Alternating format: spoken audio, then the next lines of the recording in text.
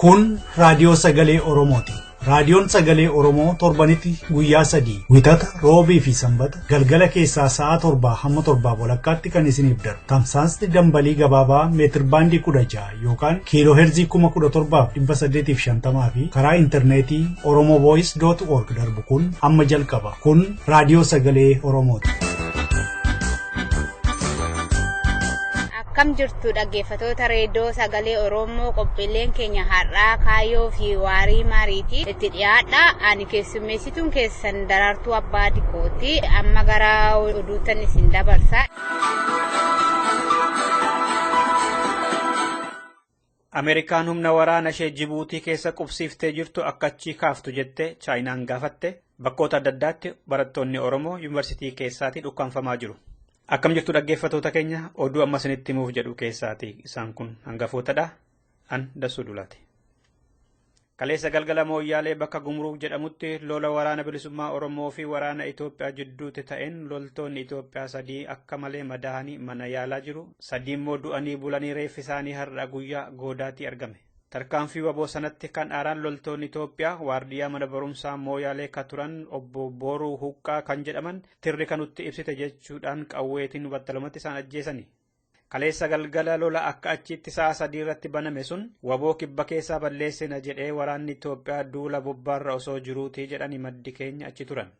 Lola sanarratti loltoonni Itoophiyaa 3 akka malee madaa'anii amma oduun kun qophaa'etti mana yaalaa hawaasaa keessa jiraachuu maddi keenyi mana yaalichaa nuuf mirkaneessaniiru. Waboorraan kan miidhame hin jiru jedha maddi keenyi Mooyyalee immoo. Asirratti gama abaawootiinis ta'e gama mootummaa Itoophiyaatiin hanga ammaatti wanti jedhame hin dhaga'amne. Oduun erga istuudiyoo seennee nu gahe immoo loltoonni Itoophiyaa kan biroo 3 lola sanarratti ajjeefaman har'a reeffi isaanii huruufarraa argamee jedha. Miseensonni hojii raawwachiiftuu adda waa'u'ii muummichi ministeeraa Hayilamaariyaam Dassaaleeny dandeettii hoogganummaa isaan hanqata gamtaan hojjechuurra walitti dhiheenyaan dalaga kennu jechuudhaan isaan ceepha'an. Qorannoo gaafa caamsaa 11 bara 2015 sa'aatii 15 godhame sanarratti miseensonni hojii raawwachiistuu adda waa'u'ii argaman marti isaaniiyyuu muummicha ministeeraatti duula kan itti bahan fakkaataa jedhame. Isaanirraa kan hafe nam tokkollee kan obbo Hayilamaariyaam Dassaaleenyiif qabateeruun turree jedhame qorannoo sanarratti. Keessattummoo obbo Sabaat Naggaa, obbo Arkaba Qubaay, obbo Asmallaash Waldasillaasee irraati muummicha ministeeraa ammaatiin dandeettii bulchuu hin qabdu, tarkaanfii hin fudhattu, walitti dhiheenyaa fi wal beekumsaatiin hojii hojjetta jechuudhaan qeeqa hamaa irratti kaasaa turan. Dubbii himaa adda waa'u'ii kattaan obbo Reedwaan Huseen immoo waan gootu keessatti nama hin mareechiistu yeroo ittiin jedhan miseensa dhaaba obbo Hayilamaariyaam Dassaaleeny kata'an Muferiyaat Kamaal immoo obbo Mallas Zeenaawii sa'aatii 4 qofaa rafu turanii obbo Hayilamaariyaam Dassaaleeny immoo garuu hedduu nyaatanii sa'aatii dheeraa rafu sa'aatii 7 jedhanii qeeqani. Obbo Abbaa Duulaa Gammadaa, obbo Warqinee Gabayyoo, adda Asteer Maammoo, obbo Dammaqee Mokonnin, obbo Kaasaa Takilamaariyaam warra Sumaalee Hararii fi warri kaanis harkatti qabaa turani. Obbo Hayilamaariyaam Dassaaleeny mul'ata hin qabu, karoora misoomaa galmaan gahuu hin dandeenye, dandeettii isa hanqata, uummata nu jibbisiiseera, filannoo dhufu kanarrattis hanga tokko miidhamuu dandeenya jedhaniini. Waan kun immoo obbo Hayilamaariyaam Dassaaleeny filannoo kanaan booda aangoorraa akka ka'aniif sababa ta'uu danda'a jedhameetu eegama. Madarakiin itti bahinsa filmaata Itoophiyaa hin fudhadhuu jedhe. Du'ataan Madarak Piroofeesar Bayyanee Pheexroosii fi qondaalonni dhaabichaa adeemsa filmaataa keessatti rakkoolee waanta turaniif isa labsame kana dhaabni isaanii akka hin fudhanne beeksisanii gaafa caamsaa 27 bara 2015 Finfinnee keessatti wayita ibsa kennan. Buluu paartiinis anis itti bahinsa filmaata kanaa hin fudhadhuu jedhe ibsa boodarra baasaniin hooggantoonni isaanii Finfinnee keessatti. Yeroo shanaffaa filmaata Itoophiyaa keessatti godhame irratti uummanni biyyattii boordii filannoo fi taajabdoota gamtaa Afrikaa galateeffatte US Amerikaan. Itti aantuun waajjira dubbii himtuu ministeera dantaa alaa Ameerikaa Maarii Harf roobii darbe ibsa baasan keessatti marroo 9 televezyiinii irratti mormitoonni wal mormuun jijjiirama abdachiisaa fi aadaa karaa nagaa wal falmuun kan guddisudha jedhan. Garuu immoo sabaa himaaleen walaba dhibuu, dhaabbilee hawaasaa dimokiraasii irratti hojjetan hanqachuu, waa'ee mirga dhala namaa mormitoonni akka garaatti socho'uu dhabuu akkasumas immoo taajabdoonni walabaa biyya keessaa fi alarraa irratti argamuu dhibuun na yaaddesseera jette. Ta'us Itoophiyaa wajjin gara fuulduraa walumaan hojjenna jetteetti Ameerikaan. Ammas filannoo wal qabate diddaan midaaqanyiitti ka'e hin dhaamne namoonni 160 hidhamaniiru jedhame. Magaalaa Mattuu, Jimmaa fi Naqamte keessaa immoo waraanni federaalaa guuteera. Mattuu, Amboo, Jimmaa fi Naqamtetti barattoonni halkan ukkaanfamaa jiru. Mattuuttis barsiisaan tokko rasaasaan madaa'aniiru jedha oduun nu ga'aa jiru. Shawaa dhiyaa aanaa midaaqanyiitti billittoon hatameera jedhamee uummataa fi hidhattoota mootummaa jidduutti walitti bu'iinsi dhalateetti fufee jira. Hanga ammaatti namni tokko du'ee 160 immoo hidhamaniiru. Barataa Gaaddisaa Bultumaa obbo Guzoo Diroo nama umurii 70 obbo Kindee Hirphaafaa warra hidhaman sana keessatti argamuu jedha maddi keenya. Roobii darbee barattoonni Oromoo yuunivarsiitii Mattuunii Finciltan jedhamanii humna waraanaa Itoophiyaatiin mooraa yuunivarsiitii keessatti reebamaa oolan. Barsiisaa Dirribaa Baa'isaa kan jedhaman immoo rasaasa mootummaarraa dhuka'een madaa'aniiru. Akkasuma Finciltan jedhamanii barattoonni Oromoo yuunivarsiitii Jimmaas ukkaanfamanii Asoosaa geeffamanii reebamaa jiru jedhame. Kamisa darbe caamsaa 28 galgala waraanni Itoophiyaa yuunivarsiitii Wallaggaatti barattoota ukkaamsanii barattoota sadarkaa lammaffaaf sadarkaa tokkoffaa immoo fincilaaf hiriira bahuudhaaf qophooftaniitu jechuudhaan mana barumsaa keessatti barattoota reebaa oolan. Magaalaan Naqamtees waraanaan guutamtee jirti jedhame. Gaafuma kana yuunivarsiitii Ambootis halkan barattoonni 16 ukkaanfamanii achi buuteen isaanii hin beekamne jedhu maddeen keenya. Sulultaatis haalli wal fakkaataan deemaa akka jirutu oduun nu ga'aa jira. Dhumarrattis US Amerikaan humna waraana ishee Jibuutii keessaa qabdu akka baaftu jechuudhaan Chaayinaan gaafatte. Pirezidantiin Jibuutii Ismaa'eel Omar Gulee caamsaa 9 bara 2015 Ameerikaa naannoo Obook qubsiiftee kan jiru waraana ishee akka buqqiftee baaftu jechuudhaan ajaja gama ministeera dantaa alaa isaaniitiin Ameerikaatti erganiiru. Ministeerichis obbo Mohaammed Ali Yusuf waan kana Ameerikaatiin gahanii Ameerikaanis namaa fi meeshaa ishee fe'uutti jirti. Sababiin immoo yeroo naannoo sana Chaayinaan qubattu gahuu isaatii jedhani Pireezidant Ismaa'eel Omar Gulee. Buufanni waraanaa Ameerikaa Afriikoom Jibuutii akka jiru beekamaadha. Afriikoom waggaatti lafa sanaaf doolaarii Ameerikaa miiliyoona 63 kiraa kaffalaa ture. Carraa hojii namoota 4,000 wajjin. Mudda dhufu Pireezidantiin Chaayinaa fi Jibuutii yeroo lafa sana Chaayinaaf kennuuf walii galan bakkichi waggaatti doolaarii Ameerikaa miiliyoona 100 kireeffama. Namoota 10,000 immoo carraa hojii bana jedhamee eegama. Bara 2016 eegalee jedhe madda oduu keenya Indian Ocean Newsletter. Afrikaa bahaatti yeroo ammaa biyyoonni akka Chaayinaa, Raashiyaa fi Eertiraa gama tokkoon US Ameerikaan immoo gama biraatiin humni anadha jechaa jiru. Dhaggeeffattoota keenya oduun keenya har'aa kanumadha. Sagantaa keenyaaf waliin turtii gaarii.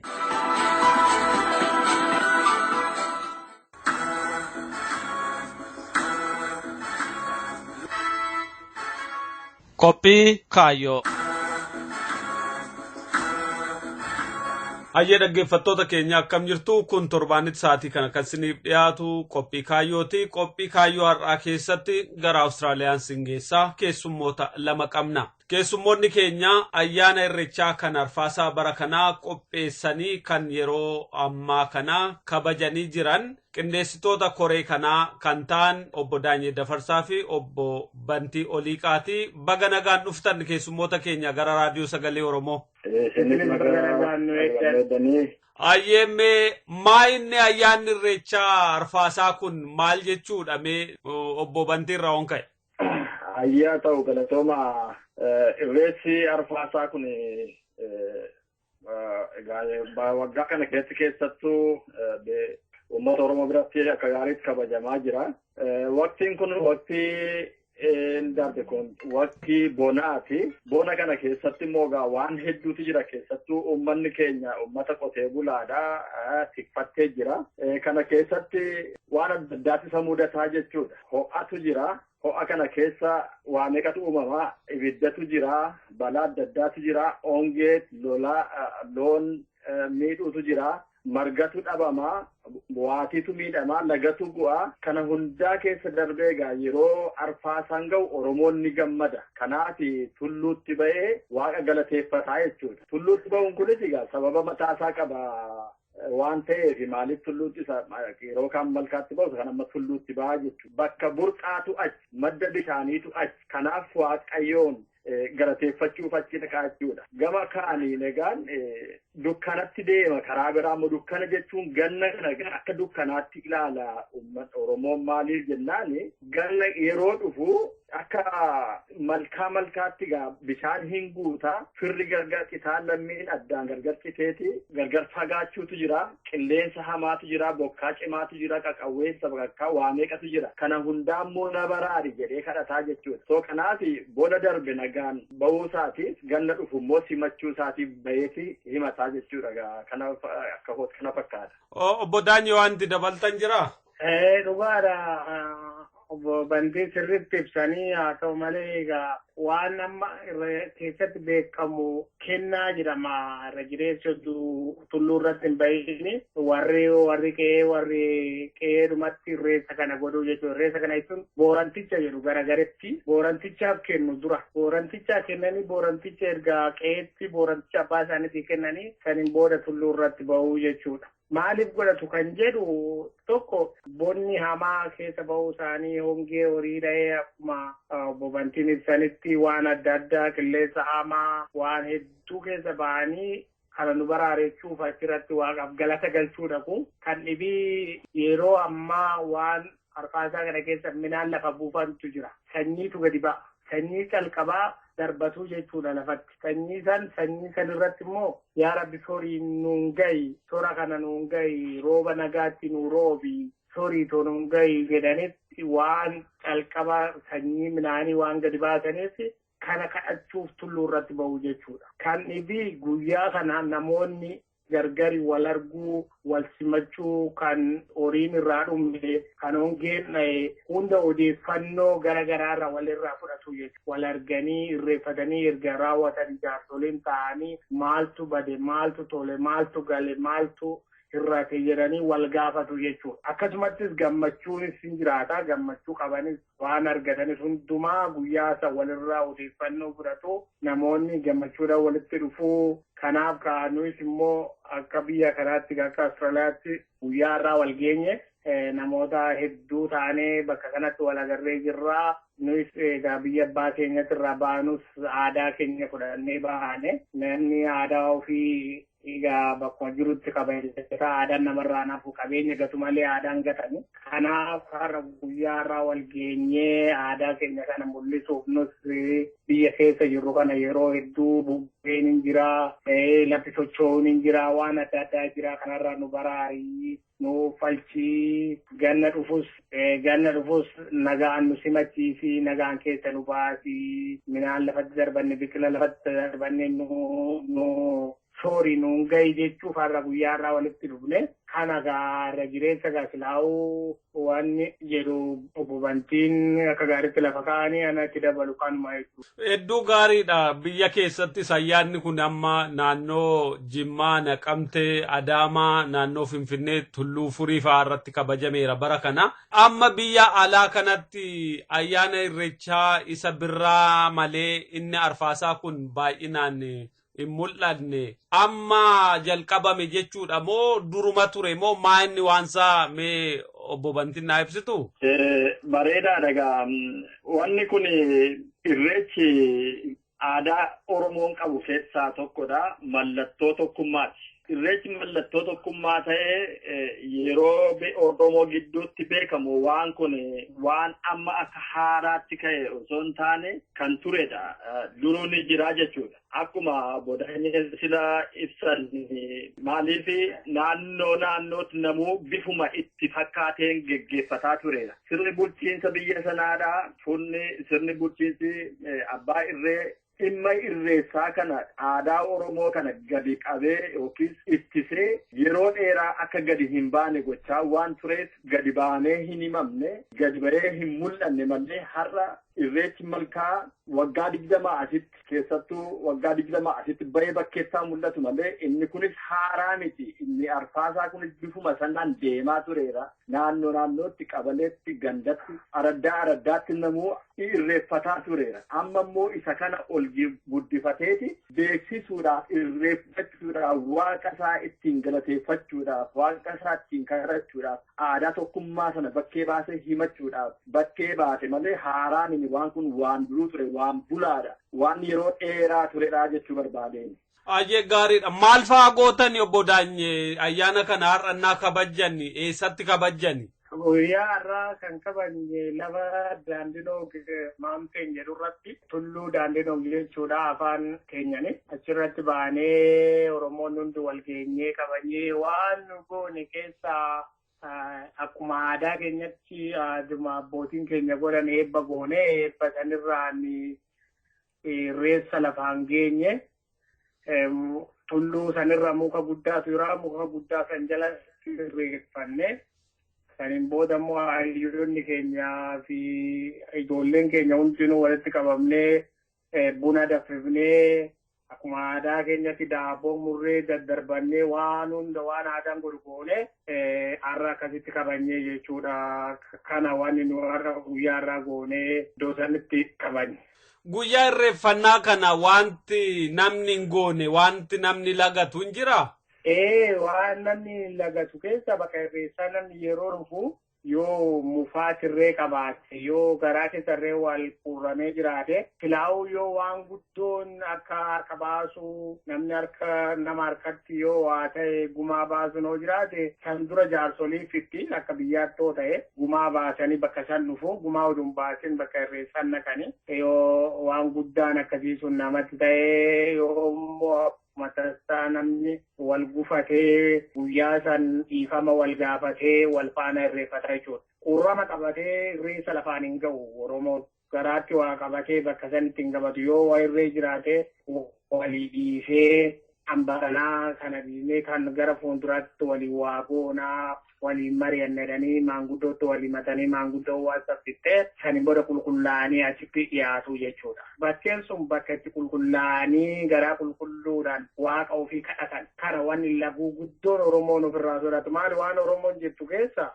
yoo namni yoo na arguu baate rabbi na argaa jedha. Garaa keessatti waa qabatee Oromoon bakka saniin naqu. Laguu guddoon Oromoo qabdu isa kanaa jechuudha. Kutaa lammaffaa marii kana torbeetti deebinaa dhaggeeffattoota keenya. Kaayyoon har'aa kanuma nagaan nu tura.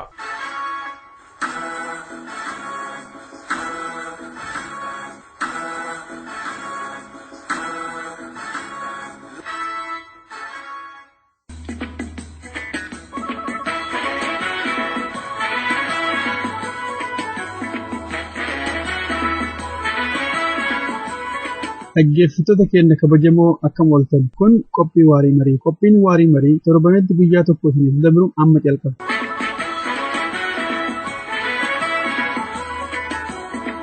Hayyee dhaggeeffattoota keenya akkam jirtu kun torbaanitti al tokko kan isiniif dhiyaatu qophii keenya waarii mariiti.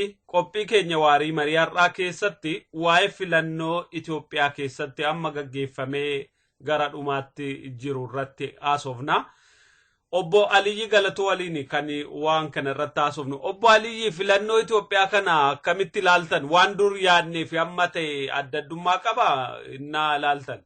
Akka kiyyatti filannoo wayituu hin jiru. Filannoo wanti jedhamu akka dikshineerii irratti ibsamee jiru waan sanii walii ol bira yoo qabdu akka siyaasaa poolitikaatti illee difaayin yeroo gootu akkuma namni dhalateeti filannoo jedhu yeroo dhalatu utumamaan barannee akka namni tokko waa filachuu jedhu yaada sanii walitti yeroo biqiltu ulaagaa filmaataatu hin guutu haa ta'u isaan filmaata jedhani filmaata yeroo baay'ee waan lamaa keessaa waan tokko filachuu tokko wanti lamaa keessaa kaate filattu waan lamaa walitti dhiyaatu waan walitti dhiyaatu keessaa waan wayii filatta malee waan amma wali fakkaanne waan hedduun walitti hin jirre fuutee filmaata jechuun baay'ee rakkisaa.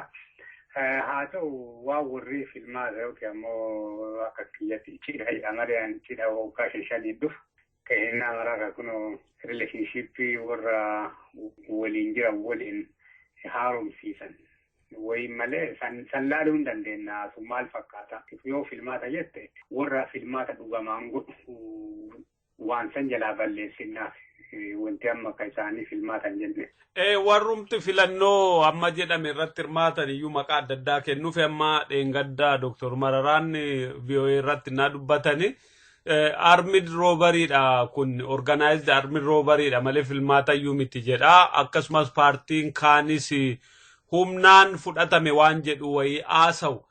Eega akkas ta'e amma warri amma 91 irraa eegalanii kan akka adda bilisummaa Oromoo, Sidaamaa Liberation Front kan akka Ogaadeen kuni Itoophiyaa keessatti karaa nagaa filmaata kan jedhamu gaggeessuun rakkisaadha. Mootummaan aangoorra jiru waan kana dabarsee hin kennu kan jedhuun irraa ba'anii warri kaan immoo wajjinuma ta'anii amma akkamma ati kaaftetti cidha waggaa 5 haaromsaa jiru. Waan kun maalirraa kan ka'e garaagarummaan akkas bal'atee dhufe? Warra poolitika biyya keessa jiraniif bakka jiranirraa filmaanni isaan qaban guddaan biraan jiru filmaanni jiru uuma deemaa keessatti yoo Oromoo kawaabuu santaate warri Sidaamallee Sidaamaa yoo kawaabuu santaate warri Affaarillee Affaarii warri Somaalee namu yoo waan amma deemaa kana keessa wanti xiqqoon qabu taate yooma mootummaa kanarraallee kawaa arganne taate uummata ofii dammaqsuu uummata ofii barsiifachuu uummata ofii waan jiru beeksisuu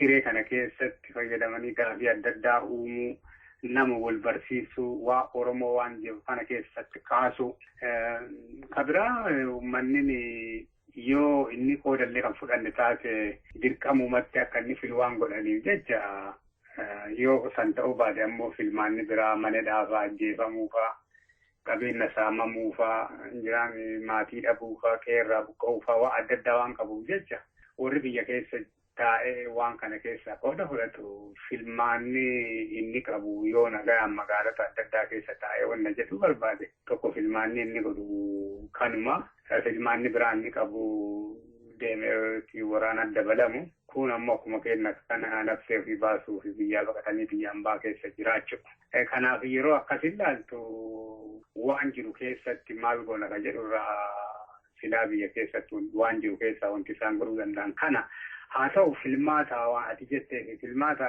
kan jenne filmaanni ulaagaa qabaa torbaa hedduudhu filmaanni hungeenneerra deddeebinee dubbanneerra wanti kun filmaata ulaagaa kan guunne lammaffaa warri wal dorgomullee warra qixa wal dorgomuu hin dandeenye hatta yoo wal dorgomullee taatu rifariin yookiin ammoo namni si gidduutti dhaabatee waan kana eentu moo'ee eenturra lakkoofsa argate jedhee lakkoofsa kana laakka'ullee ka gara tokko dhufe waan ta'e taphataa fi taphachiisaanillee murteessaanillee warruma tokko waan ta'eef jecha wal dorgomu yeroo jedhamu yoo tiimiin lamaa walitti dhufe akkammoo paartii polotikaa lamaa yookiin sadii yookiin afur walitti dhufaniiti poolisii qaban biyyattii san akkamitti akka wayyeessan yookiin ammoo waan adda addaa uummata akkamii akka jijjiiran poolisii walitti dhiyeessanii uummanni sanirra ilaalee yoo hordofu.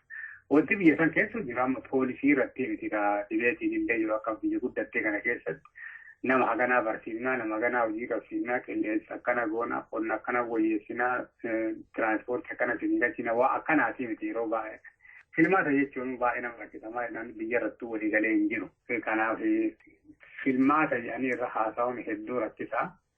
Haa ta'u wanti haaroftiin filmaata kanarraa ta'e jiru yoo interviyuu amma godhame kan Ingiliffaan goone kanneen yoo dhageeffattu already waan ta'amuu danda'u lafa kaa'ameera utuu filmaanni nuun geenne akka armi roobariillee haarawaa miti waggaa 24 kanuma godhaa turani haa ta'u namni adda addaa yeroo adda addaa wanti galuuf hin danda'amaa jiru adda bilisummaa Oromoo sagantamii lama yeroo keessaa wanti kun akka hin taaneedha keessaa fi achas illee warri keessaa ba'anii jiran amma warrummaan nagaan illee qabsoofna jedhanillee wanti kun akka hin danda'amne garasuma dhiibaanii deemeeti namni Oromoo takkaffaa rakkoo irratti illee akka walii galu lammaffaa hiikaa irratti illee akka walii galu waan deemaa fi Oromoof aktuwaalii wanti ta'an kun hedduu bareeda. Tarii isaan dubbisuun nurra jiraata garuu innaa ilaalamu warra amma ala kana turanii deebinee mootummaa sana keessatti hiree argamsiifne ani yaadam maal yaaduu danda'u jettee yaadda kanarraa ka'anii. Ati diina waliin taatee wanti ati gootu hin jiru. Keessattuu diidaa dur diina jettee nama barsiiftee kaatee amma immoo deebitee walii hojjanna jechuun uummata Oromoo biratti akka nama isaan qabsaa'u hin taane akka waa nama durumarraa isaa waliin dalagaachuu si fakkeessati dalaguu baatteellee waan biraati. Amma yoo dur uummanni kun diina jettee namoota hedduu barsiiftee uummanni ka'ee waa ofii dubbatee yaada uummata barsiifte san dhiiftee yaada biraa yoo itti fidde achirratti ammoo warra uummata kan keessa qotee bulaa ka barataa ka barsiisaa injiinara looyira maali kan keessa guuranii yeroo utuusaan uumaan balleessine sababa Oromoo isaan ta'anii mana hidhaatti guurani. Asammoo isaan waliin dubbattee isaan waliin teettee hojjate isaan waliin hin hojjeta jechuun isaanii hojjedhaa yoo taate malee isaan waliin wanti as hojjettu hin jiru isaanii hojjetta. Mootiin lamaan mana tokko keessan galu yaani ati isaanii hojjechuu dandeessa malee wanti isaanii waliin hojjettu hin jiru maaliif isaan waliin hojjenna jechuun yoo atillee waan murtaa'u keessatti waan ajaja kennamu keessatti waan adda addaa keessatti yoo ati qooda qabaatte qooda san qabaachuu ati humna qabaachuu qabda. Yoo humna hin qabaanne warra humna qabsanii hojjetta malee wanti isaan walii hojjettu hin jiru. Ittuma jabaatee isaanii hojjedhees amma binamni si amanaatu kaatee lakki isaanii wal dorgomuu hin dandeenye humnallee hin qabnu akkitti jirullee rakkoo addunyaallee jijjiiramte kanaafuu isaanuma keessa taanee shelannee suutaan keessaan akkamitti nyaannee waan kana yeroo dheeraa keessa waan wayii hin goona jettee nama dubbatte xiqqoo namni si shaqasa. Yoo ammoo warra kan kee fixaaru warra kan kee ajjeesaa baqachiisaa rakkoo adda addaa geessaa barattoota karaarra fixu kana isaan walii hojjedha jettu xiqqoo hin beeku hin fakkaatu iyyuu kanaaf isaanii hojjechuu hin danda'ani namoota na gaafataa ture amma ani mootummaa paalaas Itoophiyaa kanallee seenuu fedha kinaan ammoo warra kanallee baasuu fedha amana biyya ari'uu fedha jennaan laman dhaqqabdu ka paalaas seeniiti warri seeneeru hin jira baayogiraafii isaanii dubbisi warri biyya jara baqachiisuu fedhullee baayogiraafii isaanii dubbisi warri waan kana godhu wareegama waan jiraniif wannoo isaanii dubbisii maaliif angoo biyya sanii yoo barbaadde ministeera angoo miti jechuun ministeera maqaa ministeera maqaa pirezidaantii viillaa adda addaa ijaarachuu makiinaa kunoo miiliyoona 4 miiliyoona 5 ittiin deemu waa akkasii godhuu barbaadde baay'ee salpha wanti ati gootu namni adda addaa godhe san godhu nama Oromoo hidhuu ajjeesuu basaasuu waa isaa akka inni milkoofne godhu kana yoo goote waan kanneen argachuu hin dandeette jara biyyaarii ammoo jarri nuti ittiin dhiisu warreen waraana kan kee jabaattee loltee waan isaan godhanii biyya kana dhufan atillee gootee biyya kan kee deeffachuudha. Wanti isaan waliin ta'etteeti ati isaan achi ariitu wayitu hin jiru akkasumas isaan illee gowwaa miti addunyaan kaata qabu. Wanta amma jirru kun dhiibamee gara humnaan waa gochuutti danda'a jennee haa fudhannu. Uummanni Oromoo kun jabaatee humnaan fudhachuu hin danda'a. Kanarratti waa jechuun danda'ama?